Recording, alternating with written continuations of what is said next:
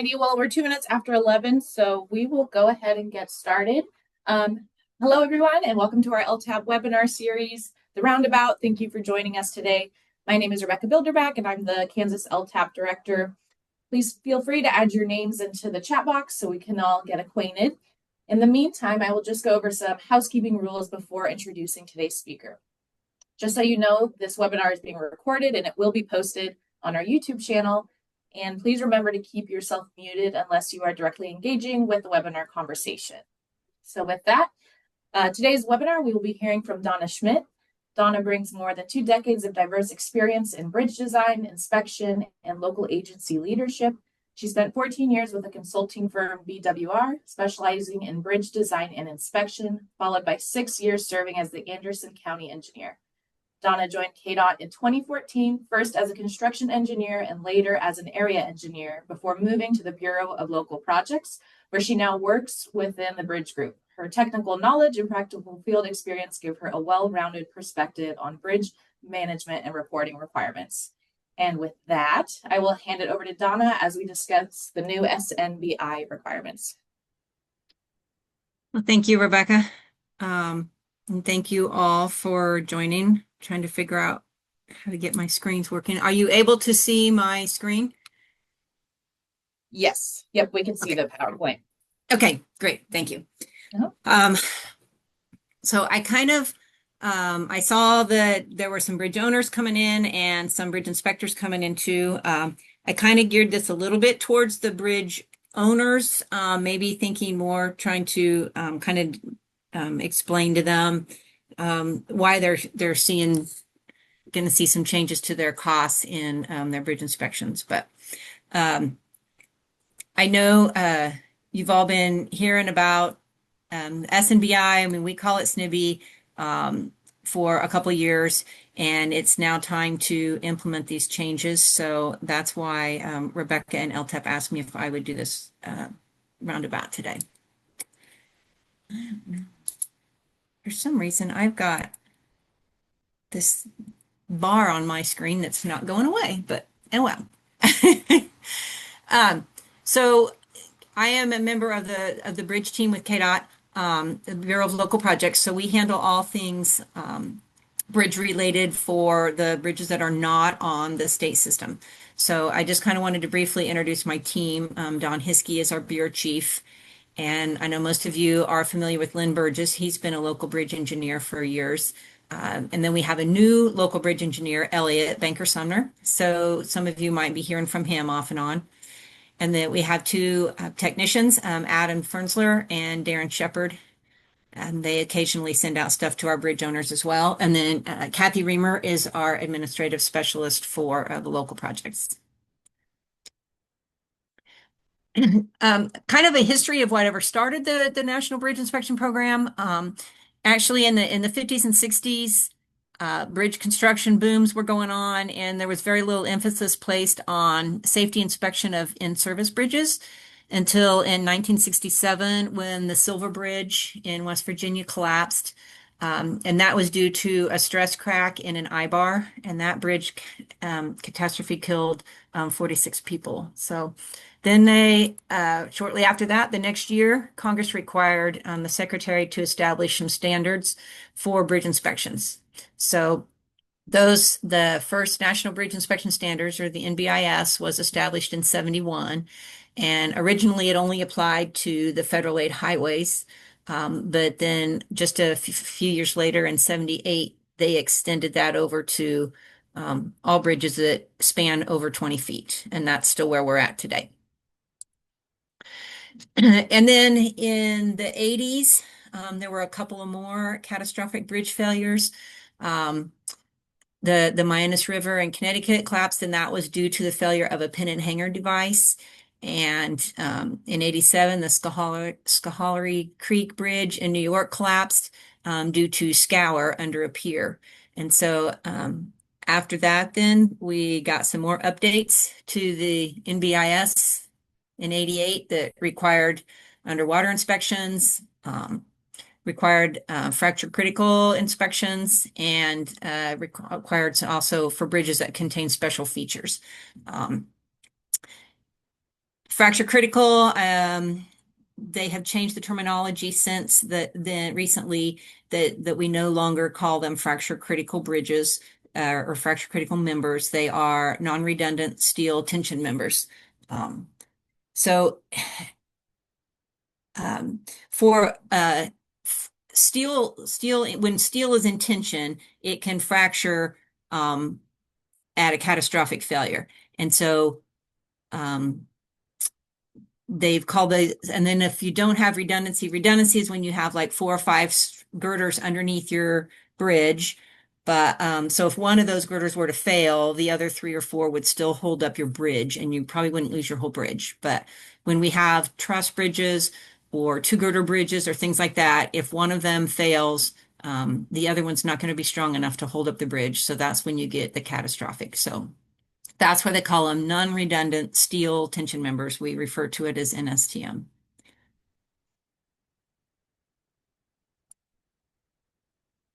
So in 95, FHWA published the Recording and Coding Guide for the Structure, Inventory, and Appraisal of the Nation's Bridges. We've referred to that as the Coding Guide since 1995, and we've been inspecting bridges using that document as our guideline ever since the 95, so for 30 years now. Um, About a year and a half ago, KDOT moved to a new web-based portal. I guess our old portal was eliminated when we moved to a new web-based software called InspectX, and that is what your bridge inspectors are using now to enter this coding guide data and submit that to KDOT. The bridge owners enter it into KDOT or through your inspectors, and then every March we are required to send that data on all of our bridges to FHWA, and then they perform a lot of checks and balances, and I think they have, I don't remember for sure, it's almost 20 different items that they look at to make sure that we're getting all the inspections done on time, the bridges are getting posted as required and that type of thing. So they go through it with a pretty fine tooth comb and give us feedback on what we need to be fixing on our program. I thought while I had you here, I'd do just a couple of screenshots of InspectX. This is the new software that we are using. The inspectors are using it to enter here. And if I have any bridge owners out here that don't have access to InspectX, it is something we can get for you. This right here is showing of course, this 19,000 in the state. So as a bridge owner, you would only be able to see this type of information for the bridges in your county or in your city. But it does kind of show you, how many you have, how many are posted, how many we have posting recommended but not implemented. Ideally, this number here is 0. Unfortunately, right now it's kind of high because we are delivering a lot of load rating at the end of our 5-year or 10-year statewide program. And so we've delivered a lot of posting requirements to counties. And so now the counties and cities are trying to catch up and get those bridges posted. But as those photos come in, this will get back down to 0, hopefully sooner rather than later. Then it also shows you a little bit about, what percentage of your bridges are in good, fair, and poor condition and that type of thing. This is another screenshot from that program. This is a map of the whole state. Each one of those dots is a local bridge that is in our system. And then I have this turned on to show like the red ones are the poor bridges and the green ones are the good bridges. And then of course the yellow ones are those fair ones in between. So again, this is something that we can get access to for bridge owners out there, if this is something you'd like to be able to see. You can also then view your all the inspections that your inspectors are putting in for you and the photos they're taking and all that type of information. So anyway, enough about that. So in 22, the SNBI, it's the specifications for the National Bridge Inventory, were published by FHWA. So Last March was the last time we submitted our NBI data using the coding guide manual. So our plan right now is that all the data that's in InspectX will be converted from the coding guide to the SNBI data in January. And then um, inspections that will happen during the years of 2026 and 2027 will all be, you'll have to be reviewing that SNBI data that was converted and then adding any missing information, checking everything that was converted, and then our submittal that comes in March that will have all of the inspections performed in 26 and 27, send it in March of 28. That is the submittal to FHWA that we have to have everything 100% in compliance with SNBI, all of the data checked and verified. So as bridge owners, some of you have probably been hearing that the cost of your bridge inspections is probably going to double or even triple for this first round of SNBI inspections. And I would assume the bridge owners are here because they want to kind of understand why. Well, here is, I'll show you the big difference here. Here's the bridge that was submitted with the coding guide, and here's the bridge submitted with the SNBI. So no difference in the bridge, just difference in what we are having to submit.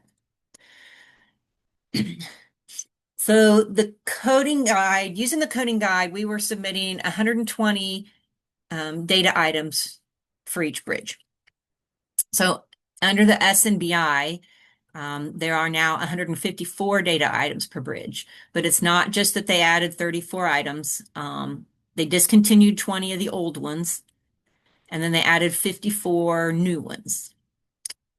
So there's 54 new items that need to be collected for every bridge as we're inspecting them. And then 33 of those old items are not just a straight direct transition from the NBI to the SNBI. So FHWA didn't call them a new item, but it's not like we can't just use a data transfer.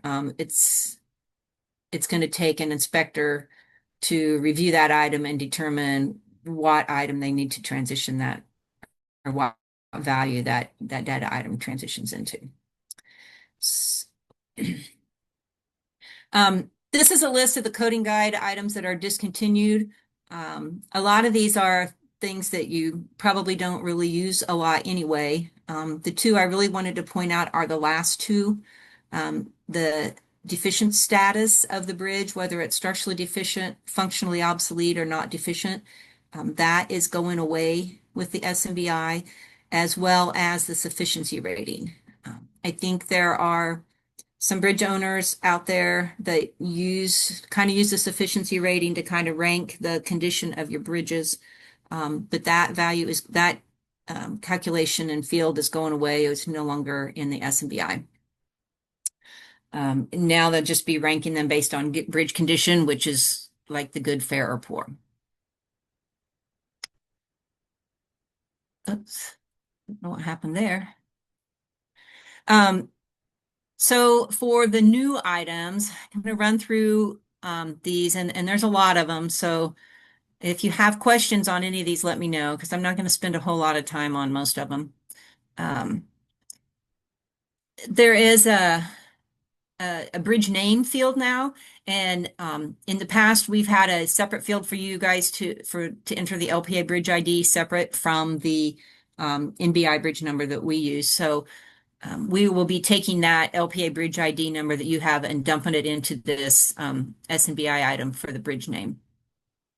And then there's a field for previous bridge number. We are not going to go back in history and look for what previous bridge numbers were at this location, but we will start from this point forward. So when you replace a bridge, the old NBI number will get recorded in here as that was a bridge that was here previously.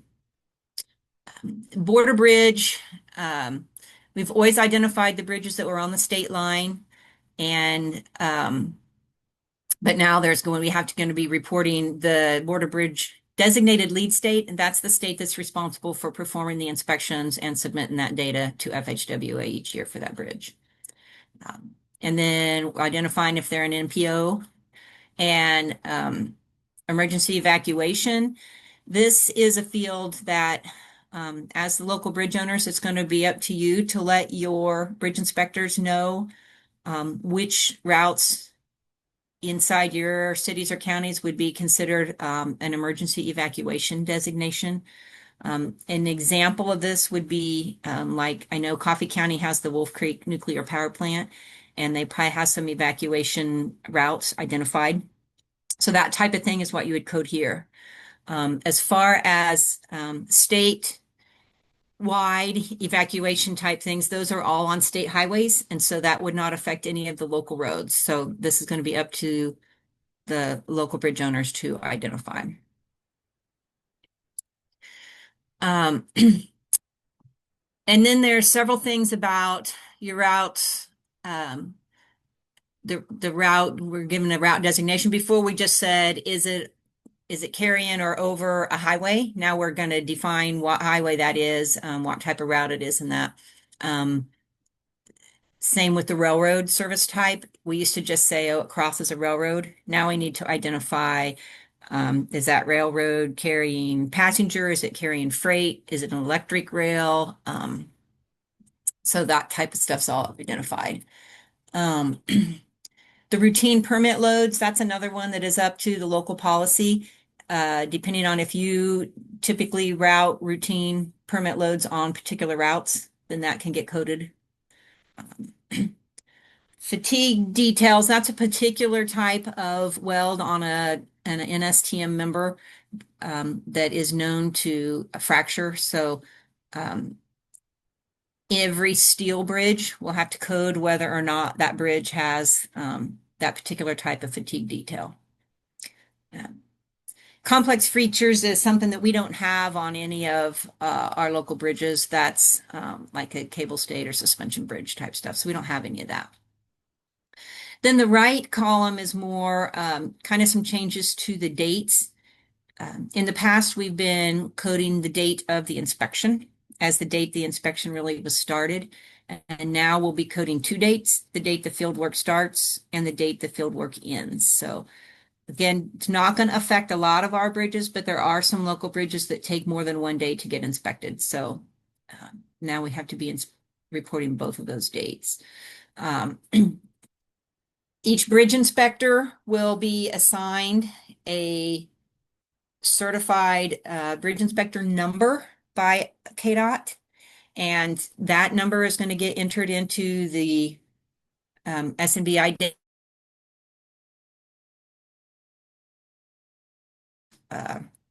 information that will identify what bridge inspection team leader performed the inspection. The inspection due date is be a calculated field based on, how when the last inspection was completed. That's the field work, and then they'll add on, whether it's a 12-month or 24-month inspection interval. Risk-based inspection interval method. That's how the state determined the interval methods, and we're using the simple method on all of them. So that's going to be coded by KDOT, and we'll just enter that in for all of our bridges because that'll be the same. And then they're wanting to also, we will be reporting, or your inspectors will be reporting the date that they performed a quality control on that particular inspection and that data. And that needs to be an independent review of the data by someone other than the inspector who did the inspection. We'll be entering the date when we did a quality assurance, and those we're going to reserve for the QA inspections that Lynn Burgess has been doing for the years. I know he's probably been to a lot of the cities and counties and done QA inspections, and he checks not only the bridge in the field and the data from the field, but he also comes to the offices and checks the files to make sure that our bridge owners are keeping the required documents in their files. And then Another date field that's a new one is the inspection data update date. So that is the date that your inspector is actually submitting that data to KDOT. In InspectX, that's the date that they click the approve button on the inspection, and that writes the data up to our database. And per the Code of Federal Regulations, there's only 90 days from when you do the field work to when that data needs to get submitted. And FHWA's really been watching that close on us lately, asking us why we have so many inspections that are not getting done, completed within that 90 days. So, couple new and more new fields. Inspection equipment is a field where we can code. Does it, do you just need a ladder, or do we need waders, or does this bridge require like maybe a snooper truck and some special equipment to access the bridge? The Scour Plan of Action, about 12 or 13 years ago, we did a statewide program and identified which bridges needed scour plans of action and developed those for the local bridges. But now there's a field that we code yes or no, a scour plan of action is needed and is implemented for this particular bridge. Seismic vulnerability is if it's in a seismic zone that required seismic design. Okay, and then we've always been coding the maximum span length, but now we're going to add the minimum span length too. And then kind of as a side note from this, I'll let you know that KDOT's going to add a couple fields here too for the main spans and for the approach spans called the span configuration. Because when we went out and did the statewide load rating program, they collected this data. So we will be entering, we're just going to pull that data in for everyone. And this is going to show like, not just, you'll have your maximum and your minimum coded, but this will show like all your spans. So, if it's a haunch slab, it'll say 30-40-30, if that's your span configuration. Or if it's an RCB, it'll show something like 3, 8x4, if it's a triple 8x4 RCB. So we're going to get that information. We've got it collected through the statewide program. So we're going to go ahead and add some fields and get that data pulled over. Then we're also coding, is it a curved bridge? The maximum height of the bridge. So that's something that the inspectors are going to have to measure in the field from the top of the deck to the ground line. Is it a side hill bridge? And then there's 2 on deck area. One is calculated, and that is how our bridge funds are prorated is based on deck area. And so they calculate it. It's just, your width times your length for your deck area. However, if you've got a bridge that flares or curves or something that's unusual, you can override that calculated deck area, and your inspectors can enter actually a irregular deck area that would override the other one. Then the bridge condition classification, whether it's good, fair, or poor, and that is based on the condition ratings of the deck, superstructure, substructure, and culvert. That will be a calculated field. Your inspectors won't have to enter that one. Same with the lowest condition rating code. That again is just pulling in the lowest condition of your deck, superstructure, substructure, or culvert. And then that lowest rating is the one that determines whether your bridge is good, fair, or poor.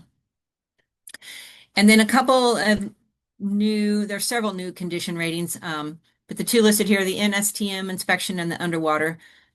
So those are condition codes specific to only the NSTM members of the bridge, and then also only to the portion of the bridge that's underwater.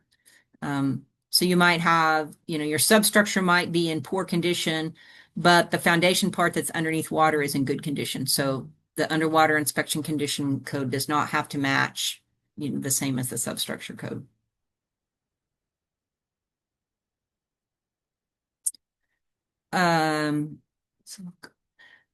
Still going on new items. The design method, in the past, we have not coded the design method. So this is going to have to be found from the plans. um, for inspectors to code this.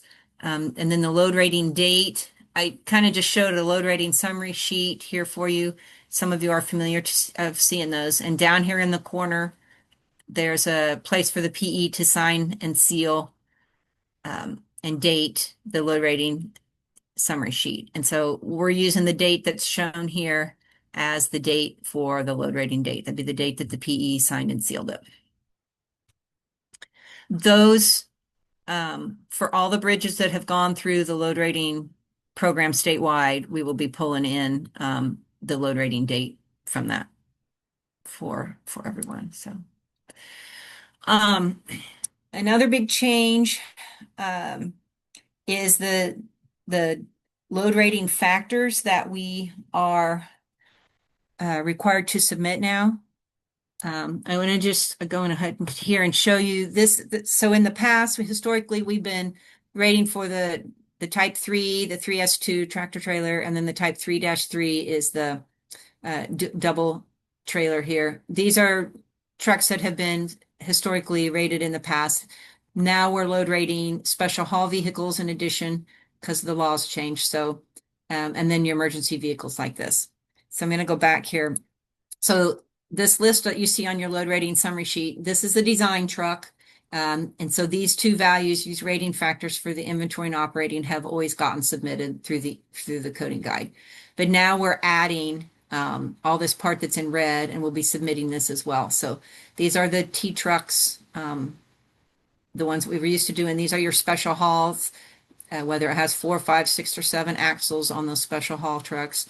And then the EVs are the emergency vehicles with the 2 or 3 axles. So as you can see, all this data now is to enter just these 2 numbers as well. This is another field. This group of rating factors is another item that KDOT is going to pull in for you because we've been determining these through the statewide program. And so we're going to pull these factors in so your inspectors don't have to go find those. Now, obviously, when you add a new bridge to the inventory, this is all going to have to be entered with that. And then there are some new posting values. These are actually what the sign at the bridge says, not what do these factors tell you it need to be, but this is what is actually posted there. In the past, we haven't been submitting those posting values to FHWA. So there's our trucks again.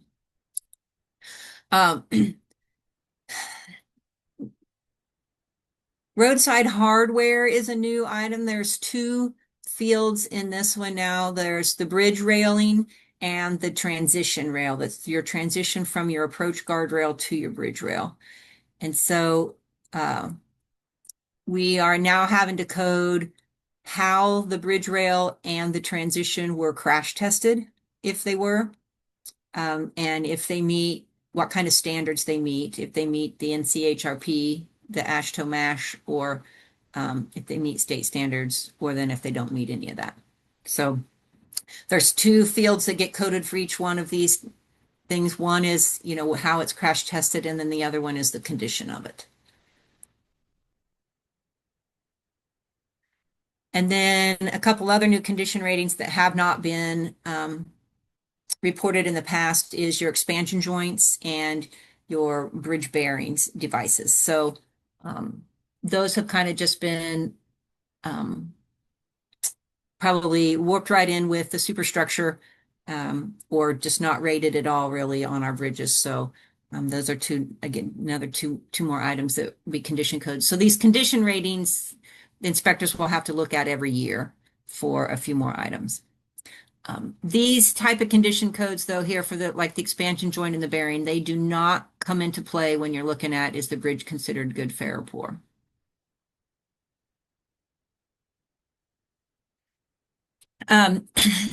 Probably, though, one of the biggest things that's going to cause the most time, assuming the things that we've already talked about aren't going to cause a lot of time for the first round of inspections, is the biggest thing really is the new superstructure and substructure units that we need to identify. So For superstructure, we have the type and material things we've already been reporting. But the items here in green are items that we're going to add to the superstructure coding. So the number of beam lines, span protective system is is your girder painted with a protective system? Is it a timber beam that's been pressure treated? So that's what that one's about. Deck interaction, we're coding, is the concrete deck tied to the steel beams now? So are there shear studs in there that make the concrete deck and the beam act composite, or are they separate? And just each one's not they're non-composite. And then does your bridge deck have stay in place forms? So those are in addition to the superstructure items that you're already coding. The items in red are all substructure. Currently, we have not been coding anything about the substructure other than the condition of it. And so this is all new. We're going to be identifying the substructure, material type, protective system, foundation type. I'm going to go through an example with these two here to kind of show you what this all means. So here's an example of a local bridge. It was a concrete slab bridge, and it was widened on the side with steel beams. So under the coding guide, there were 6 items that we needed to code, and we only coded the main structure type, right? So on this bridge, we would have only coded the slab, and we would not have done anything with the widening because they want you to code just the main type. So we would code that its material is concrete, it's a slab design, the deck is concrete, has a bituminous wearing surface on it. And then in this particular bridge, it was unknown whether that bridge deck had any type of protection in it, like epoxy steel or something, and whether or not there was a membrane on the surface of that bridge. But when we go to the SNBI, those 6 items that we were coding now is turning into 24 items because we have the new items to code for the slab. So we're coding all of these items for the slab, which is this, some of this is the stuff we talked about, but we're adding number of beam lines, we're adding span protective system, stay in place forms. But then now we also are coding it for the steel widening. So what used to be 6 items now becomes 24, depending on your bridge type, right? And here's a kind of an example for a substructure. This is a bridge that has, like I said, in the past, we were not coding anything on our substructure. But here's a bridge that's got steel pipe pile on one abutment, timber pile and timber backing on the other abutment. And then we have some timber piers in the middle, but then we have one timber pier that was replaced with a steel pier. So now we have 4 different substructure types to code. So we were not coding any of this before, and now we have all of this information that needs to be coded about our substructure. And SNBI tells you there's only 7 new SNBI items that refer to a substructure. But because I have 4 different substructure types and I have to code this for each one, that actually equates to 28 new data fields that we need to code instead of 7. So we would identify all this information for abutment 1, and because abutment 2 is not the same, we have to code abutment 2 separate. And then this information is coded for our steel pier. And then because I have 2 piers that actually are still timber piers, I can put these together and code all this information for it and then say I have 2 of these instead of 1. So this includes the substructure and the foundation. So even if I have 2 piers that look exactly the same on top, but one of them sitting on a rock ledge, and so it's a spread footing, and the other one's sitting on steel pile driven deep, I would still have to code 2 separate pier types in order to get the 2 different foundation types entered into the SNBI data.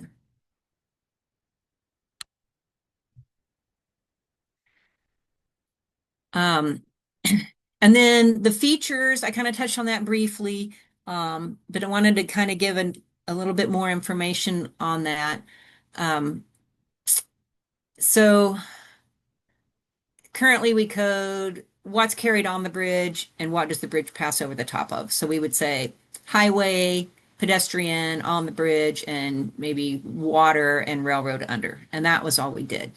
But now we are identifying on the highway, we need to include the direction of the traffic, the type of route, the classification, the road name or the route number.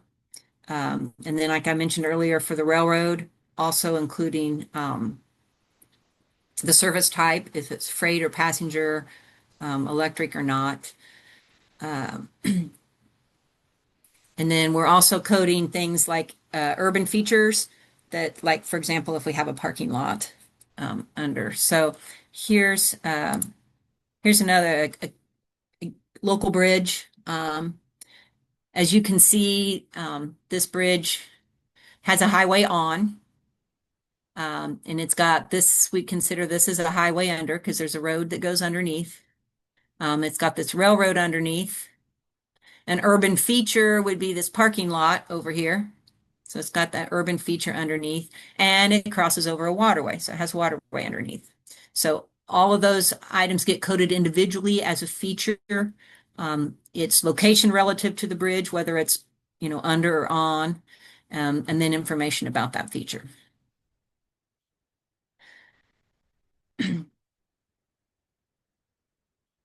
That is really the main things on the SNBI. I wanted to show just a couple of photos from some Kansas local bridge inspections to kind of, I know sometimes as a bridge owner, you feel like you're spending money on something you don't need to spend money on. But I know we saw bridge, some photos of some bridge catastrophes early on, and I just wanted to show, maybe a couple of successes here, some things that were found in inspections, the reasons that we do this. So like here's a split timber that was found, and obviously the bridge is still standing. And so this, the owner would not have known this was underneath there. We get an inspector underneath and we find that. So these are some success stories that we're able to get some things repaired, fixed and repaired, found before the bridge falls in. Here is a cracked eye bar. There should be two bars going this direction. One of these was cracked. This was found in an NSTM inspection, actually. But as you can see, yeah, the bridge is still standing. Here's an example of after a flood event when drift came downstream and completely annihilated this column underneath the pier. So there are some success stories on, how we're able to find these things before we have a catastrophic failure. And then I know there's been a lot of just on the load rating side too, a lot of deliveries showing, that you need to install load limit signs. And I know that's been causing some distress and expense to the owners to get these load limit signs up. But I also have one photo to show you that is why we load post our bridges, right? This load was obviously overweight from what it was posted, and there's a reason that we post them. Try to keep these type of loads off so we don't have this type of failure. Fortunately, this one didn't fall very far, but that is all that I have prepared. Well, thank you so much, Donna. We do have time. If anybody has any questions they want to ask, feel free to unmute yourself or drop those in the chat.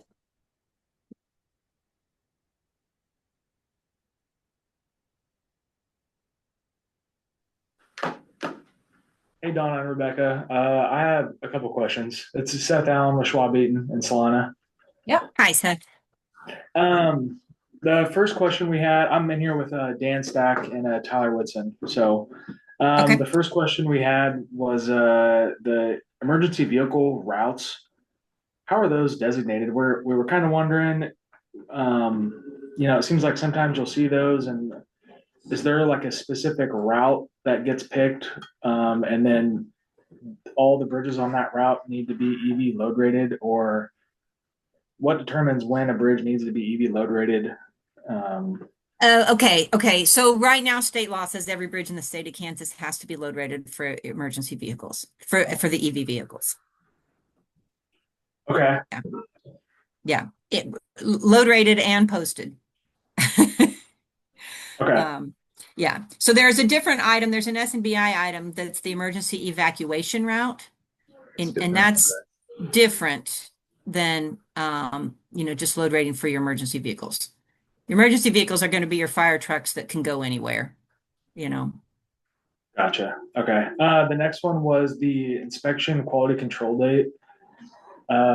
As you know, we ran through those with the city of Salina here recently, and I did not recall seeing a date to put in on those inspections. Is that something that'll be implemented Okay. here when the first year rolls around? Right. Or? Yes. So InspectX is not ready right now for full SNBI inspections. It's just a place to store the data, right? So Okay. what you're entering now is you're storing that data, and that data will get pulled in, but it's not registering it as an inspection, right? You're just storing that data. So Okay. when we open back up, and the reason for that is because the inspection date, right, resets um, 12 the 12-month or the 24-month recurrence interval. And so, when you did that SNBI data collection, you did the routine if you did the routine inspection at the same time, that reset the Oh, date right. Right. for that. Yeah. So when we go to full SNBI, then those date fields should be implemented. Our plan is to have the start date and the end date. We will have the end date populate to the start date, right? And then you can override it if it takes you more than a day in the field. And then the quality control date will automatically populate as long as the reviewer in InspectX, the person actually approving the inspection, is different than the team leader. Then it'll automatically populate that date for you as the day you hit approve. That's the date that would get recorded as when you did the quality control. Okay. If the inspector and the reviewer or the approver is the same person, it will not show that it had a quality control performed on that inspection. Interesting. Okay. Yeah, we had to go one way or the other. So yeah. Is the naming convention then in InspectX? Right now we did it as a routine for the NBI, and then we did a SNBI data collection on top of that. When we switch over to SNBI, will that then just be called the routine inspection? And the data collection will just go away? I imagine we'll have a heading on it called SNBI routine or something like that. But yes, the NBI option, the NBI options will just go away. And yes, yeah. Okay. Then we won't have that SNBI data collection anymore. It'll actually be the SNBI inspection. Okay. Dan, are you good? Yeah, that emergency vehicle thing has come up in Salina, just as the only example I've got. I was just trying to figure out. It would seem like those are a lot of bridges are gonna struggle to carry those. Is that fair to say? That is very fair to say. That's why we have 574 bridges in the state right now that are not posted correctly. The majority of those are due to the emergency vehicles. We had to go back and they're having to install more signs, but that's the law they made in Kansas. Okay. Is what it is. Okay. I guess I do have one more question. There had been rumors circulating about potential funding coming for the bridge owners to help pay for SNBI data collection. Okay. There's not additional funding coming. However, I think we have 100% participation from our counties in the federal fund exchange every year. And so We've gone in and we've looked at that. We're going to allow the federal fund exchange money can go to pay for bridge inspections, this first round of SNBI routine inspections, or yeah. And so they can use that money for that. We've looked at it and, even with the price of doubling or almost tripling the inspections, I think, we looked at some average prices of what inspections are charged now, and then, doubled and tripled that. And so the federal fund exchange will almost pay for that for every county. But the other thing is we've been taking $10 million off of the federal fund exchange to run this statewide load rating program. And because that program's coming to an end, that $10 million is going to go back into the federal fund exchange next year. So all the counties that are getting the federal fund exchange should get additional funds next year that they can use on the SNBI inspections. And they'll get it for next year and the year after. They should. So even if their inspections are not due till 27, they should have extra money on that. Okay, so really it's on the owner's shoulders to make sure that the message of those additional federal funds, needs to be allocated properly. Yeah, if they still want to spend it on gravel and not spend it on their inspections, then that's what I'm that's worried. up to That's them. what we're worried about. Yeah. So, okay. You Right. guys have anything else? That's it. Okay. Thank you very much, Donna. We appreciate you hopping on. It's been very informative. So I'll be quiet now.